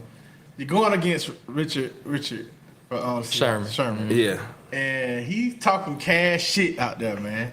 And you get a chance to burn him and catch the ball for a 50-yard bomb, I think, from Matt Ryan. How did that feel? What were you thinking, and how did you feel? No, we knew we'd go get him. We should have got, we should have got him early in the game. But he ended up knocking the ball down because Matt was late with the throw. I remember that. He was on the sideline talking to Terry. He was trying to calm you down. Yeah, he was trying to calm me down, but I was pissed. Me and Terry almost got in a fight that game, for real. I remember that. That was crazy, yeah. Then you said, because, man, intensity was high that game, yo, because it's like, Seattle ain't ever beat us, right? So they was talking trash. We like, man, why y'all talking trash to us? Y'all can't beat us. You know what I'm saying? Like, we had went down there and smacked them. You know what I'm saying? They came here, we smacked them. Now we in the playoffs. We gonna smack you again. We don't even look at y'all like y'all like that. You know what I'm saying? Like, we really not. You know what I'm saying? I love it. No, I'm dead serious. Like dead serious. Like, we, in our mind, we don't even view Seattle as like that. You know what I'm saying? We like, take that. Like, we like, all right, we gotta get ready to play San Fran next week. Yeah. Like that's what we thinking in our minds. Yeah. You know what I'm saying? But he was just talking like we weren't like that. I was like, we just went down there and put 30 on y'all. Like, what you talking about? So it's like, we got into the game, you know what I'm saying? We got to a real good start. And there's a couple incidents where we punted it, we shouldn't even punt it.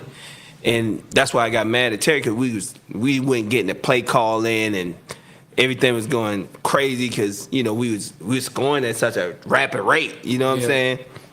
And I was yelling on the sideline because we had missed a touchdown. Yeah. and I was yelling. Terry was like, "Calm down, we gonna win the game." I was like, "Man, F that, yo." I said, "This is real. We in the playoffs. Y'all out here playing." You know what I'm saying? Yeah. And we going back and forth. We yelling. And he was like, I'm about to go talk to Matt. He was like, "Don't take your ass down there and say nothing to that goddamn quarterback." And I was like, I was like, "Man, F that. I'm going down there right now." So I take off. He grabbed me. I slap his head off. He was like, "Bring your ass back here right now." And then me, Who, and Harry, all of a sudden, they're like, "Rod, man, come here, man. Just sit down and talk to us, man." So I ain't even get to have that conversation with Matt, you know what I'm saying? But, it's just football, man. We intensified. But, after that play, like I said, I knew we were going to get him. And after we got him, I just went over there and was like, "Man, you need to stop talking all that." I was like, "Nigga, stop talking all that shit you over there talking." What'd he say? And he like, "Oh, congratulations. Y'all still ain't gonna win." I looked at him, I said, "You ain't never beat me, bro. You ain't never been on a team that ever won nothing against me, man. Don't be out here talking no crazy noise." So then, when they took the lead or whatever, right, everybody was like panicking. It was like a minute left on the clock. I think we had no timeouts or whatever the case may be. And I looked at our sideline, and everybody was like nervous. And then I looked at Who, I was like, "Hey, man, just make sure we win the game." You know what I'm saying? I said, "I can't listen to this nonsense after the game." I said, "So everybody just be on their stuff." So we called a play, right? And we called a play to throw Harry the ball. Because we know they not going to cover him, right? Or they're going to be covering him with somebody terrible. So me and Who got decoy routes down the field. Boom. We take off. Boom. Harry hit this guy. Boom. 30-yard game, right? So after he catches the ball, I look back at Richard Sherman. I start laughing at him. He was like, "What you laughing at? Game ain't over." I said, "It's over." So you already know. I said, "It's y'all over, got bro." that first positive play. I said, "We had a 20, we had a 50 now." I said, "It's 47 seconds left." I said, "It's over, bro." Right? And then Tony caught a pass, and then I caught another pass, and then we was in field goal range. And after we caught the pass, I was like, "Hey, bye-bye." See, people don't see this during the play. Yeah. I'm over there like, "Bye-bye. Hey, y'all have a nice flight back to Seattle." Right? This before the kick. Oh, we already know, man. Matt gonna make the kick. Oh, yeah. Matt Money Brown. Matt was automatic. He ain't missed no kicks that whole year. I was like, Matt gonna make the kick. Everybody around there nervous. They don't want to watch the kick. They like, "Oh, he got to make it." I said, "Man, this man's not missing the kick." I said, the only way he misses, they got to block it. Yeah. Right? So as soon as he hit it, I had already had my hands up like. Yeah. And then after the game, they ain't want to talk to us, so they were mad. Hey, man. Thank you, bro. You know what I'm saying? So it was all good, yo. Man, you gotta love it, man. I love These inside stories, man. I love it. I'm waiting to ask him that question, man. Yeah, man. I always wondered what it was, you know what I'm saying, with Richard Sherman, like what it was between y'all. He seemed like he didn't like Roddy White, and I was like, "Hey, man, I respect you, but Roddy my guy, man. Come on now." Nah, it was like he was trying to downplay what I accomplished over my career. It's like that's one thing. Like, I'm not gonna be like, I never like hated on nobody in the game. Yeah. Like, "Oh, this guy ain't this guy ain't that." You know what I'm saying? Whatever your stats or whatever your numbers is, that's who you were as a player. You know what I'm saying? Yeah. Like, a lot of people, I'd be like, "Oh, that guy ain't high on my list at the cornerback position," but a lot of people might think he nice. You know what I'm saying? I might not get that same experience, because when he played against me, I didn't feel that way. Yeah. It's like when Darrell Reeves was like saying like Moss and T.O. wouldn't, he was like, "They all right." Like, they wasn't that nice. But I'm like, Darrell, man, like, these two Hall of Fame players, you saying like ain't that good. You know what I'm saying? Like, you know what I'm saying? But he was catching them on the end of their career, not, when they was like really them dudes. Yeah. You know what I'm saying? So it's different like when you running into people and stuff like that.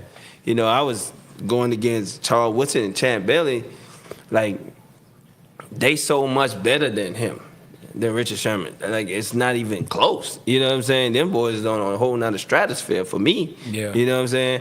I'm looking at the film like, "Oh, man, this is going to be a tough week." I'm not looking at Seattle like, "Oh, this is going to be a tough week for us." You know what I'm saying? Like it just didn't. I just didn't view him as that in that manner. Man, let me ask you this. You show up to a family cookout. You get out the car, and on the wrestling mat, waiting for you, everybody around, he done called you out, Kyle Shanahan. What happens if Roddy White sees Kyle Shanahan ready to wrestle him on the mat, ready to he ain't wrestle gonna be out there and waiting for challenge me. Roddy White one-on-one? No. He gonna turn around. He ain't gonna be nowhere near no man. No, man. What happened, man, that year? Like, that was the year's first year there. What, 2015? Yeah. And you got Julio, you got yourself. Who was the other third receiver? Was it Harry? No, Harry was already gone. Harry's in Tennessee. That was like So we had Leonard Hankerson, Okay. and then we had Jacob Tammy at tight end. Because I think Hankerson followed him from Washington. okay. Yeah. So what happened, man? Because us viewing Kyle Shanahan now, that he's gone. In 16, he had the offense clicking. Yeah.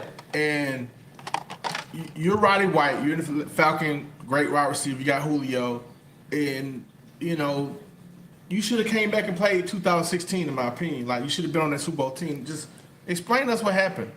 So basically what happened was, like, that whole season, like, prior to us even kicking off that whole joint is like, Terry was like, hey, man, I need you to come in here and we gonna have a conversation. So I'm sitting down with Terry.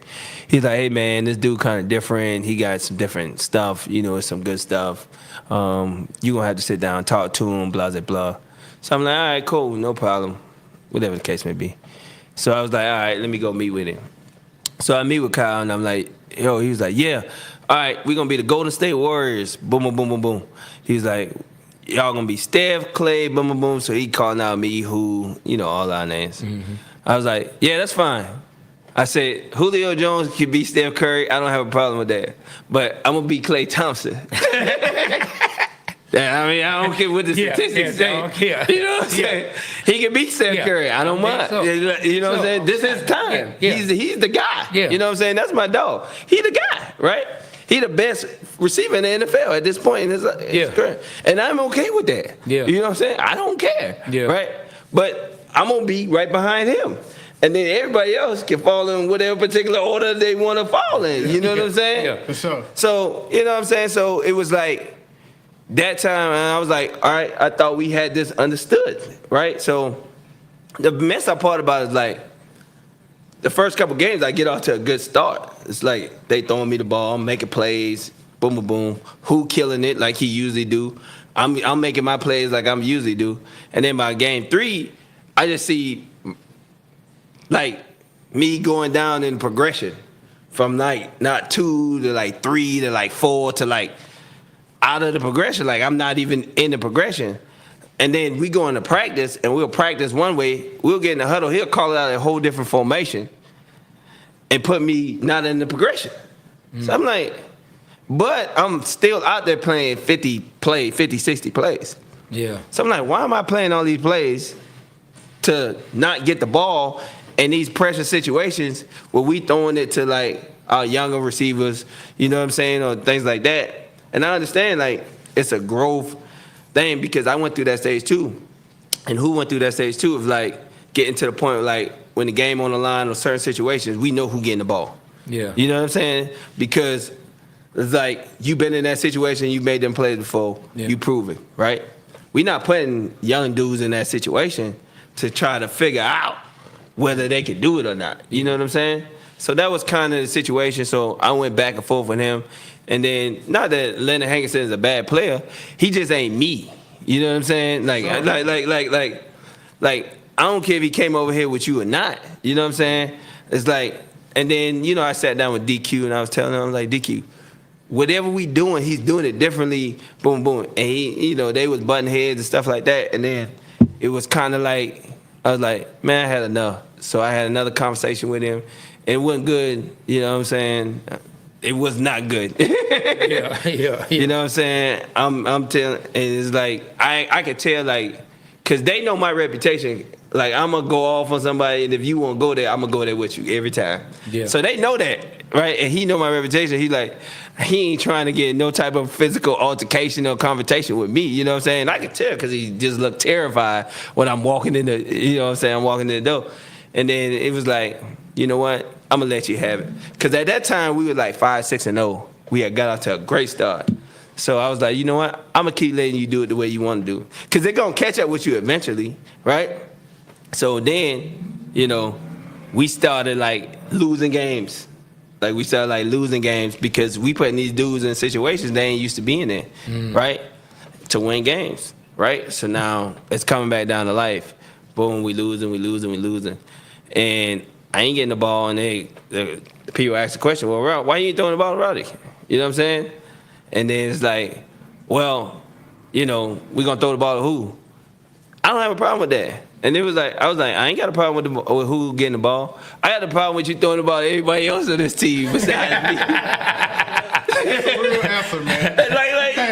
You know what I'm saying? Like, I don't have a problem with ever you throwing the ball to who. Because 9 times out of 10, it's going to be a great play. You know what I'm saying? Yeah. But everybody other than that, I got a problem. Like, I you know what I'm saying? Because I know what I'm capable of doing out there. Yeah. You feel me? So that was just the whole mix-up and stuff like that. And then I just felt bad for that Super Bowl year that they should have won.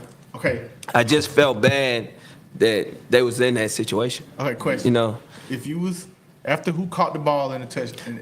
We ain't doing all that extra. And you ran out, you was on the field, and the play was called, what would you have done?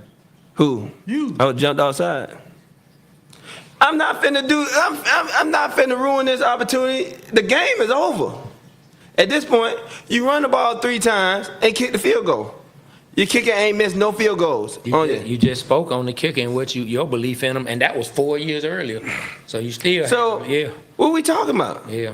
We just talking about the party on what we gonna do on Peachtree at this point. Yeah. You feel me? That's Going what we crazy. talking about. Because we ain't talking about nothing else.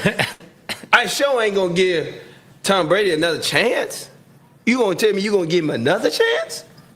Come on, man. You already know what's going. I'm jumping outside. Now you gotta run it.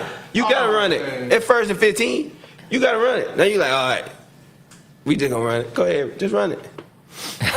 And I'll go out there and block for the next 3 plays to the best of my ability. And hopefully we get the first down. But if we don't, guess what? It's a 42-yard field goal. Yeah. The man caught the ball on the 22-yard line. That's a 40-yard field goal. Yeah. Come on, man. Why you didn't go play again? Like after that, you could have played. Well, you know what? I thought about it, and I was gonna go because Terry went over there to Tennessee, and he wanted me to come to Tennessee, and he wanted me to help the young guys and play that type of role, and I was willing to do that.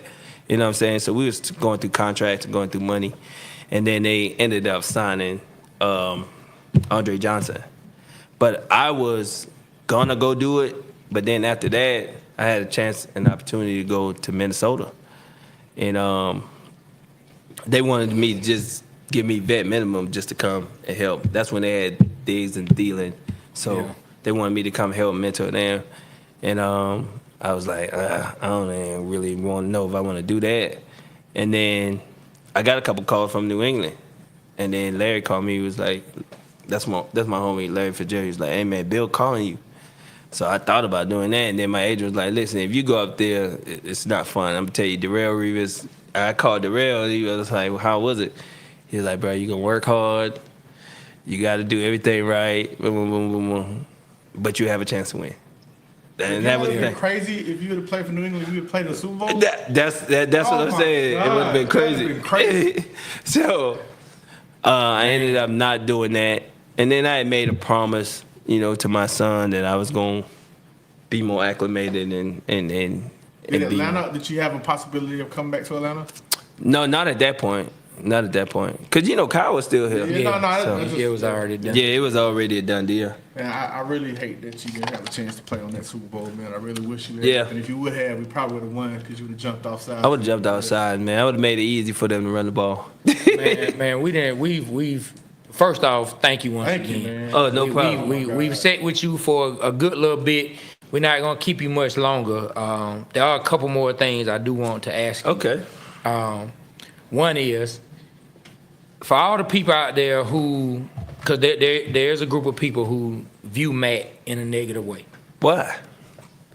I want to ask you if you could, if it's something you could say to them or share to them, why they should view Matt in a more positive light, or why they should see what he did as something that was good for the Falcons. What would you say to anyone who doesn't see Matt for what same way? I would say this about Matt Ryan. If you look over his tenure here, He won a lot. He always had you in the playoffs, right, or in playoff contention. He took you to a Super Bowl. He was the MVP of the league, right? And literally, Julio Jones is going to go to the Hall of Fame.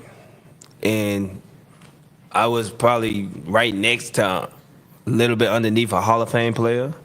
Like, these are the guys. He played with Tony Gonzalez and added another 7,000 yards to his portfolio. Like, that's who Matt Ryan is. He's like one of the hardest workers that I've ever seen, you know what I'm saying, in football. And you got to embrace that and just be grateful because, you know what I'm saying? And hopefully, you know, Mike Penix come in and give us a 10-year stretch of great football. You know what I'm saying? But that's what Matt Ryan did for you. He gave you stability at the position for 15 straight years. You know, whether you could say, well, I ain't like him because this, or I ain't like him because we couldn't win this game or that game. But at the end of the day, just about every year, you knew you had a chance to make the playoffs and you had an opportunity to win. Man, So. I love that. Man, I love that. Hey, Roddy, this is one of the best interviews. I do want to hear this. Who is your Mount Rushmore of wide receivers? My Mount Rushmore, oh, man. 4? I can only get 4? Yeah. Man, you put me in a bad position. We know you're gonna say yourself, right? You better say yourself. No, I ain't in there. Oh wow. Not in my Mount Rushmore. Okay, but who you Mount Rushmore? My Mount Rushmore. I mean, Jerry the GOAT. Jerry Rice. Yeah, Jerry the GOAT. Okay. That's a Then I probably put Larry in there 50. Larry was a beast. Yeah. I put who in there? Okay, Julio, beast. And I'm curious. What you think, Trey? T.O. or Randy, man. You gotta pick It's like a T.O. toss up. I'll take T.O. That's a good one, man. Yeah, I'll That's a take good one. T.O. Yeah, man. I think the common theme, like, got some fast guys, but everybody pretty strong. I mean, I don't know if people looked at Jerry Rice as being a strong player. When you talk about you got Julio, you got Fitzgerald, and you got Theo, you got physical receivers. Those are 3 physical wide receivers. I tell people all the time, I don't mean to interrupt, I tell people all the time, man, Jerry got 1,200 yards when he was 40 years old. Man, I'm talking about, look, and the man hairline was on his neck. Jerry got 1,240, man. Crazy. You Man, know, hold on, like 40. I couldn't even imagine playing football at 40. Like how my body feel, I could not imagine waking up and say I'm gonna go into a facility. In your last year? What I was 34? Oh, 30. wow. Yeah, I've been out the game. Yeah. Man. Listen, I'm telling you how hard football is. It's like my last couple of years, I'm like literally like taking Advil and pain pills just to get through practice. Oh Wow. What was You know what I'm saying? Like your joints, like you don't understand. It's like waking up running start 3 miles a day Wow. at a fast pace. You know. Yeah. And you always constantly moving. So just imagine at 40. Trying to do it. And you out there still cooking. Trying to do Like, it. yo, ain't nobody ever gonna beat Jerry. Ain't nobody. It's just impossible. It's impossible. Man, I want to ask you, all right, Roddy White is in his prime, and these 3 people are in their prime. 4th and 5, or we'll say 4th and goal from the 5-yard line, right? Mm-hmm. Your team got to have it. They going to you. Okay. Which cornerback would you rather face out of these 3? Aqib Talib, Josh Norman, Richard Sherman. Oh man. To be quite honest, I mean I don't mind facing any of them. That's what I love to hear. Win the game. Which one you taking for selfish? I done had good matchups against all of them. I don't Yeah. feel like none of them, like, in my prime, nah, they ain't messing with that. They not seeing me in my prime. That's different. That's different. I love it. I'm on a whole nother level right there. I know you and Aqib Talib. Y'all had Oh, yeah, we had some, like, y'all had some battles. but I like, you know what, me and him hung out, he was like, man, I was talking to everybody. I was telling them, man, you a dog. And I was like, yeah, you a dog too. You know, it's just like mutual respect for each yeah. other.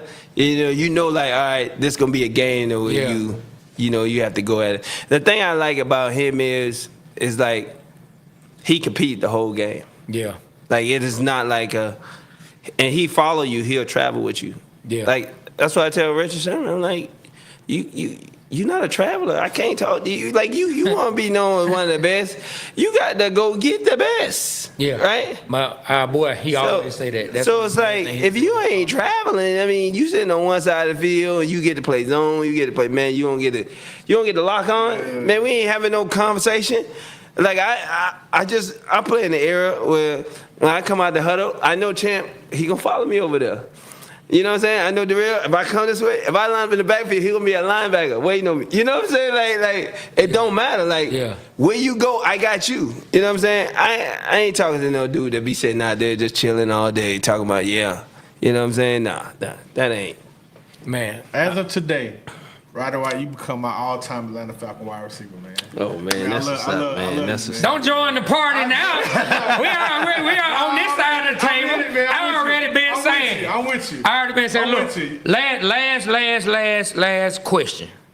Can you just say to us what has football meant to you and in your life, and what you've been able to do for your family through football? Man, I tell you one thing, man. Football gave me everything I want in life, from the ability to travel anywhere in the world. Man, I probably visited 30, 40 countries at this point in my life. My ability to take care of my family, and just the stability, and just the people that you get to meet, outside of the game, inside of the game, the legends of the game, to hear all the stories, of how this game was developed and get to where it is today. And I'm just so thankful that I got the opportunity to even play in the league, man, because it's so hard to actually do that. People always take it for granted. I used to be in the locker room, and the older guys would always tell me, like, man, this is going to go by so fast. And I ain't believe them. I'm like, man, I'm going to be around here. And I played 11 years, which seems like a whole long time. You played a decade, but it went by so fast. You know what I'm saying? But I mean, the opportunity that football gave me, man, I got to take my great-grandma, my mom, my grandma, all to Hawaii, to visit the Pro Bowl and, go out there. And I got to take them all over the world, different places, man. It just things that football did for me, man, I can't even repay the debt. It was a lot of hard work that got into it, to get me to that point and to keep me in there, because, hell, I was working my butt off. But at the same time, man, I'm so grateful and thankful for this game, man, that I love, man. I tell people I never worked a day in my life. Like, I never worked. I feel you on that. I just went out there and just had fun and just tried to dominate and laugh and hurt people while I tell people all the time, man, if you come on the football field, man, listen, I can hurt you and I ain't going to jail. I can physically hurt you and I ain't going to jail. Yeah, dog. Hey, man. I want to see you do more with the Falcons, man. I want to see you get on there and get. And I think this our year, man. I think you. Yeah, we're gonna be good, man. I tell everybody, man, just be patient. Everybody, these last couple of years, because our quarterback position ain't been the best, But I tell them, just be patient, man. Just believe. Man, Atlanta is it's like a different culture. I tell people all the time, it's like, we got to understand, like, our culture is different from the New England Patriots or, the Green Bay Packers or even the Pittsburgh Steelers. How their franchises run, how ours is run. It's like we are like a black-owned team. You know what I'm saying? So it's like our culture is different. The music is different that you hear at the stadiums. Like everything is different. Our expectation of our players, you know what I'm saying, of how we view them. You play 2 good games in a row like Kirk did, you get a nickname. You know what I'm saying? Like now they gonna sell shirts with Kirk on it. You know what I'm saying? Like stuff like that. You know what I'm saying? You feel me? So it's like our culture is different for our team. And embrace the city, and the city of Atlanta loves when we win. Oh yeah, man, they love when we win, bro. And I tell her, I said, as long as you a winner, bro, you can go anywhere you want to go, and they don't even bother you. I said, you can go to a strip club or you can go to a 5-star restaurant. Ain't nobody gonna bother you. you gonna have your ball. You gonna have your ball. Man, Roddy, thank you, my brother. Thank you Man, for coming to appreciate rock with y'all, us, man. man. We appreciate it. We holding you to that cookout invite now. Nah, seriously. Because you said on camera we could come to a cookout. Man, you can come to a cookout. He gonna wrestle. I'm not. Listen, listen, I'm gonna tell y'all the truth, man. Probably about last summer, I went out there and my nephew who wrestled, he done wrestling now, and he like 23, and this man grabbed me, and I had to wrestle this man for like 30 minutes. Bro, the amount of pain I was in for the next 5. Man, I gave it to him. I said, you can have it. Yeah. You got it. The torch has been passed. And your So. son is currently playing at UAB. Yeah, he over there, What's his man. name and number? He number 84, Uh-huh. and he got the same name I got. So, Okay. but I call him Lamar. Okay. My middle name is Lamar, so I call him Lamar. So, Man. Be pulling for him. Well, ladies and gentlemen, we hope you've enjoyed this as much as we have. Man, we about to be up out of here. We had the great Roddy White. Everybody in the room, give it up for him one more time. Man, great show. So, like we always do, on behalf of myself, Trey, my partner, B. Rich, and Aaron, Pittman. Can't forget our boy Swats in the house today, man. Thank you, Swats. The Waterboy Show, we are out. Attention all out-of-towners who complain about the city of Atlanta. If you don't like sitting in traffic 1 hour going, 1 hour back, always saying I can't stand Atlanta, guess what? We don't care. Move. Number 2, if you don't like the restaurants, the food ain't this, the food ain't that. They put lemon pepper on everything. Guess what? We don't like it either, but we don't care. Move. Anytime an ice cube fall, they shut the whole city down. In my city, we climb through 100 feet snow. Guess what? We don't care. Move. Always complaining about the parking. They got hookah everywhere you go. They got hookah at Bible study, hookah down at the tag office, hookah at the old folks home. Hell, they even got hookah down at Kroger. Guess what? We don't care.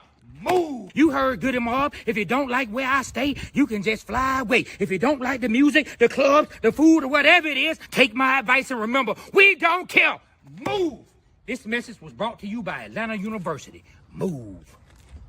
Oh, boy, why we can't make the playoffs? All because they wanted to pay $100 million for a broke Achilles. But look at the Eagles out there balling. All Georgia players out there. How in the world a team from Philly have more Georgia players than a team from Georgia? Boy, I know you ain't talking. You a Saints fan. Boy, y'all suck too. Come on, get you a seat, my guy. Get you a seat right here next to mine. Look at that. Look at all them coaches. Every last one on pants legs pulled down. But our coach, no, his pants leg pulled up. This Adam's apple. My God. There you go. Time out. That's how you do it. That's how you do it. You take a time out. But our coach, he wanted to take his to the club. All you gotta do is take a time out. Look at that boy, Jaden Daniels. That boy is balling. Or Ricky, that's all they had to do. Put in the do-rag dude and ride the wave. Go Falcons. That could have been us, Coach Morris, but you out here playing. Pants legs pulled up to your hairline. Where you say y'all get this sauce from? Ooh, y'all must have got this from the fat section in heaven. Boy, I'm trying to tell you, boy, these good right here. Matter of fact, I'm gonna talk to Blank. Blank need to put y'all in the stadium. Y'all need to be in the bins. We need strikeout wings. We don't need $2 hot dogs.